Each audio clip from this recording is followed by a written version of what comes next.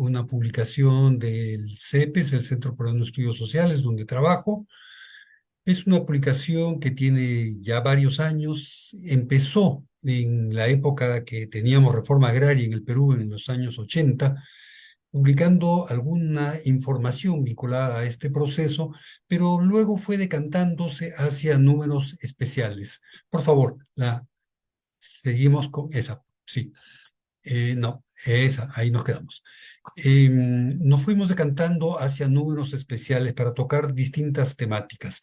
Entonces, así nos hemos referido a la situación de las comunidades campesinas, el tratamiento de la tierra, los procesos judiciales agrarios, más recientemente sobre la tributación agraria, la formalización de la propiedad y algunos otros aspectos como los vinculados al agua y algunos más.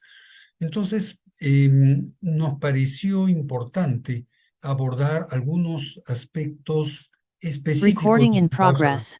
a la problemática agraria, porque en efecto, y como hemos conversado varias veces, lamentablemente la información oficial, la estadística oficial, esconde mucho de lo que es la situación y la problemática de las mujeres. Ahora sí, por favor, la siguiente. Por favor, la siguiente, o si no cargo yo y lo vemos especial. Entonces, ¿por qué este número especial del informativo legal agrario sobre los derechos de la mujer rural? En primer lugar, como dije hace unos instantes, por la poca visibilización, no solamente en la información oficial, en las estadísticas, sino también en la propia producción que desde el informativo legal agrario tenemos, donde se invisibiliza en mucho la situación de las mujeres. Y esto implica, y todos los que trabajamos en América Latina lo sabemos, significa mucha dificultad para conseguir información, información certera, información consistente, información actualizada. Si esta es la constante para tratar los distintos problemas, sean forestales, sea de riego, de atitulación de tierras, con mayor razón, si queremos abordar la problemática de las mujeres rurales, vamos a encontrar estas dificultades. Y entonces ahí, más que en otros casos, vamos a encontrar inconsistencia y vamos a encontrar en general muy poca información, porque por lo menos el Estado peruano recoge muy poca información sobre la problemática de las mujeres. Y por otro lado, lo que encontramos es una regular cantidad de información preparada por colegas, por instituciones, sobre todo vinculadas al movimiento feminista, que recogen algunos aspectos de esto y que han lidiado con estas limitaciones de información que he señalado. Pero que sin embargo tienen un alcance limitado y tienen el alcance limitado de referirse a algunos aspectos de la problemática de las mujeres. En tal sentido, nos pareció útil entonces revisar no solamente la información oficial, sino también revisar la producción de estas colegas y amigas a lo largo de los últimos tiempos. Y lo que encontramos allí fue que tenemos una realidad muy compleja de las mujeres rurales, pero característica adicional que esa realidad es una realidad compartida con muchas mujeres en América Latina, y eso es lo que explica este webinar, este taller que estamos teniendo ahora. Por favor, la siguiente. Y ahora sí, quería empezar con esta transparencia, esta filmina, y este texto que tienen estas tres primeras líneas corresponden a uno de los incisos del artículo 2 de nuestra Constitución Política, que recoge en buena medida la Declaración Universal de los Derechos Humanos. Y entonces aquí se dice que toda persona tiene derecho a la igualdad ante la ley. Nadie debe ser discriminado, dice nuestra Constitución, por motivo de origen, raza, sexo, idioma, religión, opinión, condición económica o de cualquier otra índole. Ya más cercano a todas ustedes, tenemos este planteamiento en el inicio de la Convención sobre los Derechos de la Mujer, que dice: los estados convencidos de que la máxima participación de la mujer en todas las esferas, en igualdad de condiciones con el hombre, es indispensable para el desarrollo pleno y completo del país, el bienestar del mundo y la causa de la paz, bla, bla, bla, aprueban este convenio. Pero en realidad mucho de esto queda en palabras y el título de la diapositiva me hizo recordar a la canción esta de Silvana Di Lorenzo de hace muchos años. Palabras, palabras, palabras. ¿Cuánto de esto se cumple en nuestro país? ¿Cuánto se viene cumpliendo en nuestro país? Y creo que penosamente tenemos que reconocer que muy poco.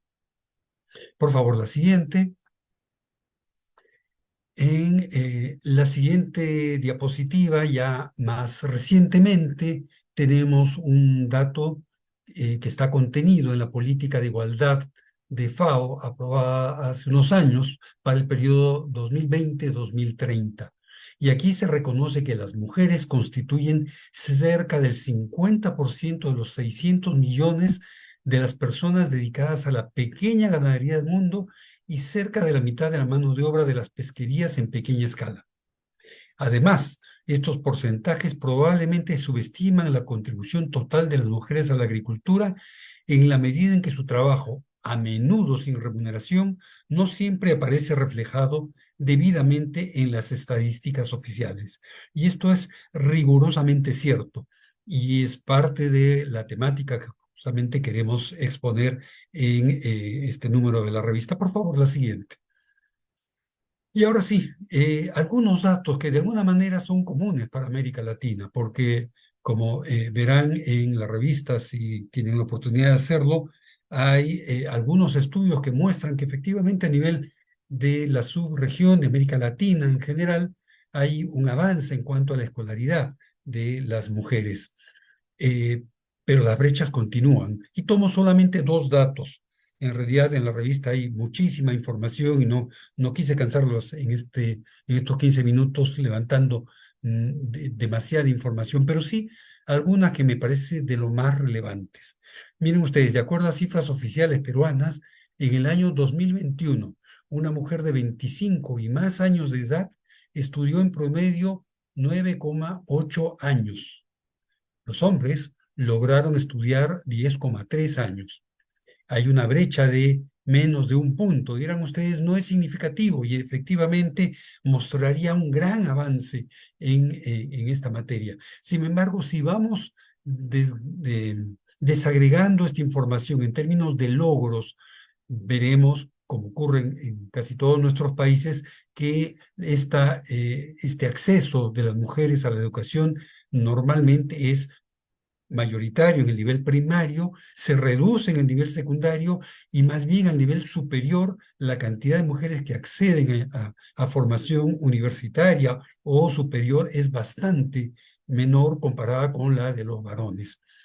Y esta realidad es mucho mayor, mucho más grave si hablamos de las diferencias entre educación a nivel rural y a nivel urbano, porque es a nivel rural justamente que las brechas se acrecientan. Y en el nivel rural encontramos precisamente una limitación adicional, no solamente a la condición de mujer, sino a lo que tiene que ver con el manejo, el dominio de la lengua oficial. En nuestro caso es la lengua española o el castellano. Y entonces vemos ahí que los hombres que tienen como lengua materna el castellano, que se formaron en el castellano, tienen en promedio 10,7 años de educación, mientras que las mujeres tienen 10,4. Pero quienes aprendieron una lengua nativa en su niñez tienen un promedio de años de escolaridad muchísimo menor. Si de los hombres a nivel de promedio es 10,7, a nivel de los varones rurales esto es solamente de 8,7 años y de las mujeres de 7,2 años. Quiere decir que las dificultades son mucho mayores en el sector rural y todavía mayores para las mujeres de los pueblos nativos y en general de los pueblos originarios de nuestros países. Entonces hay aquí una brecha importante y todos reconocemos la tremenda importancia que tiene la educación para justamente revertir algunos problemas que se tienen como claramente la pobreza. Por favor, la siguiente transparencia. Este es otro dato importante y es una realidad compartida a nivel latinoamericano. ¿no? Un par de investigadoras hicieron hace unos años una investigación respecto del acceso de las mujeres durante la reforma agraria, me refiero a Magdalena León y otra colega norteamericana, y mostraron que en general las reformas agrarias habían privilegiado a los varones sobre las mujeres. Pues bien, ¿qué tenemos en el país? 50 años después de iniciada la reforma agraria y que acabó hace cerca de 40 años, que en el censo del 94 se reportó que el total de las unidades agropecuarias, el 20% correspondían a las mujeres. En el último censo nacional agropecuario que hemos tenido en el año 2012, ese porcentaje ha significado un avance. Las mujeres representan ahora el 30% de los titulares del total de las unidades agropecuarias. Hay algunos datos, sin embargo, que nos preocupan, y es que la mayor parte de la tierra que tienen las mujeres es no solamente de menor tamaño, es decir, sus propiedades se concentran en las parcelas de menos de 5 hectáreas, es decir, claramente pequeña propiedad de minifundio, pero no solo eso, sino que son tierras de menor calidad, de peor calidad, para decirlo con más claridad. Y en términos de acceso a la formalización de la propiedad, pues la situación no es mejor. Aunque si bien en la última encuesta nacional agropecuaria las mujeres declararon que casi el 34% de ellas eran propietarias, los varones siguen siendo el 66% de quienes se declaran propietarios de la tierra. Entonces, las desigualdades, las asimetrías en el acceso a la tierra es igualmente grande, como lo es el acceso a los derechos sobre el agua. Y aquí hay que tomar en consideración que uno de los requisitos fundamentales para acceder a una licencia de uso de agua es tener el título de propiedad. Y si ya vemos que las mujeres normalmente tienen más dificultades, pues se explica que como miembro de las organizaciones de usuarios, la participación de las mujeres sea solo de un 21% en cifras oficiales de hace unos pocos años. Por favor, la siguiente. En cuanto a acceso a capacitación técnica, creo que el gráfico es bastante explícito aquí, información oficial. Los varones accedieron en una proporción bastante mayor que las mujeres. Y ojo, que el acceso a la capacitación técnica es, sumando inclusive los dos, bastante ínfima respecto del universo de unidades agropecuarias censadas, que es de más de 2.200.000 unidades agropecuarias. Y para no abusar del tiempo, por favor, la siguiente. Hay además mayores inequidades que podríamos señalar con respecto a la participación de las mujeres en la seguridad alimentaria. A pesar de su importante rol, ellas tienen muy poca atención, muy poco acceso, ya dijimos, a la tierra, muy poca presencia en una serie de espacios que se pueden dar para ello. Lo mismo, en cuanto a derechos laborales, ahí me he basado fundamentalmente en dos estudios, uno de ICA, de una investigadora que estudió la situación de las trabajadoras de las empresas agroindustriales en Ica y nos muestra un desconocimiento flagrante de normas laborales y una violación de los derechos de las mujeres en tanto trabajadoras. Pero esto se repite en distintos ámbitos, como en los espacios de decisión, donde normalmente las mujeres están excluidas o tienen una participación minoritaria. Y lo mismo la poca atención a la economía del cuidado, donde las mujeres tienen un rol importante. Por favor, la siguiente, que ya es la última, porque ya estoy sobre los segundos finales. ¿Qué nos queda? Pues aquí simplemente repito una frase muy conocida de un poeta peruano. Hay hermanos, y habría que decir en este caso, hay hermanas, muchísimo que hacer. El terreno está definitivamente todavía disparejo y tenemos que seguir trabajando y luchando para que se reconozcan y sean efectivos los derechos de las mujeres. Muchísimas gracias.